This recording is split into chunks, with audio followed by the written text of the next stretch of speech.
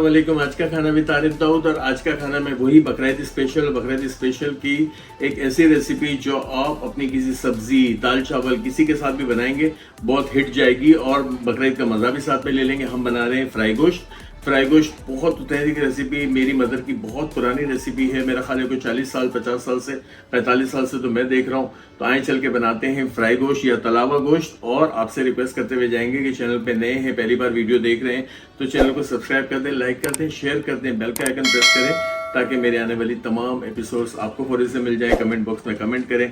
आए चल के बनाते हैं फ्राई गोश्त या तलावा गोश्त।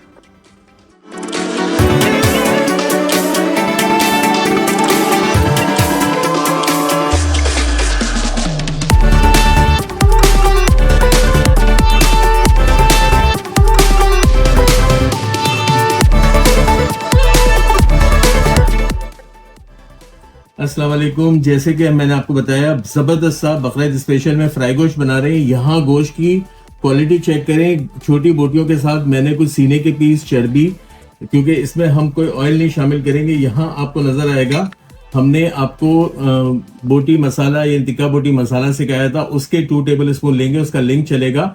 ये तिक्का बोटी मसाला आपके बकरीद के तमाम खानों में आपकी मदद करेगा। यहाँ पे चला गया तकरीबन 1 kg गोश्त के लिए 2 टेबल स्पून तिक्का बोटी मसाला। यहाँ पे 1 टेबल स्पून भर के हमने अदरक लहसुन का पेस्ट ले लिया है। एक पूरा नींबू ये हमने ले लिया है। यहाँ पे 4 से 5 हरी मिर्चों को, इससे ज्यादा अगर तेज खाते हैं तो और ले लें, क्रश कर लिया था।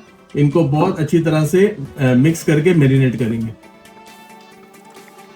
देखिए बहुत अच्छी तरह मैरिनेशन हो गया। हमारी तिक्का बोटी मसाला में आपको पता है कचरी वगैरह सब थी, तो ये मैरिनेशन हम कम से कम 2 से 3 घंटे के लिए छोड़ेंगे। ये बहुत गलावा तो नहीं होता, मगर ये डायरेक्ट कांटे छुरियों से खाने वाला तलावा गोश्त बना रहे हैं। इसको मैरिनेशन कर देंगे। अब तकरीबन 2 से 3 घंटे बाद इसको हम सिर्फ बगैर किसी घी और ऑयल के, पानी के, इसको हम रख देंगे दम पे किसी भी हमारी कढ़ाई में या पतीले में, और ये हम तलावा गोश्त बना लेंगे। जी हमारा फ्राई गोश्त का गोश्त यानी कि तले हुए गोश्त का गोश्त मैरिनेशन हो गया।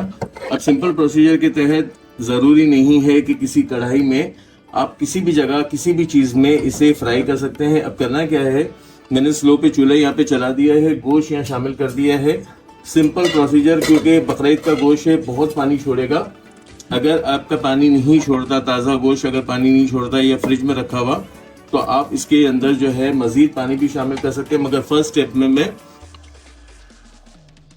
में मैं इसमें कोई पानी नहीं शामिल करूंगा। पहले देखता हूँ कितना पानी ये रिलीज करता है, इसके बाद इसमें पानी शामिल करके अच्छी तरह गलाएंगे। चूंकि चर्बियां और बहुत सारी जो है सीने का गोश्त मैंने लिया था, मैं इसमें कोई घी शामिल नहीं करता। पहले इसे कम से कम थोड़ी देर के लिए 10 मिनट के लिए देख लेते हैं कितना पानी रिलीज करता है, फिर मैं आपको दिखाता हूँ पानी डालने की जरूरत है या नहीं। चलिए 10 मिनट हो गए मैंने देखने के लिए इसको कि पानी कितना, ये देखें बेइंतहा गोश्त ने पानी छोड़ा है। अगर इस स्टेप पे अगर पानी नहीं है तो आप पानी डालें। ऑयल भी आपको नजर आ रहा है जो चर्बियों से बाहर आ गया।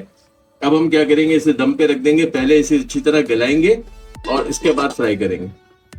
चलिए 40 मिनट जो है मैंने बिल्कुल दम पे बनाया। आपको मैंने दिखाया था कितना पानी रिलीज हुआ, और अभी बिल्कुल पानी जो है वो एंड पे है, ऑयल आना बाहर शुरू हो गया है। अब हम क्या करेंगे, बस हमें इस मसाले के साथ इसे फ्राई करना है। और फ्राई का अमल और फ्राई गोश्त का शेप आपको जब नजर आएगा, जब ये मसाला ड्राई हो जाएगा और ऑयल निकल आएगा। अब इसको हम अच्छी तरह खड़े रख के फ्राई कर लेते हैं।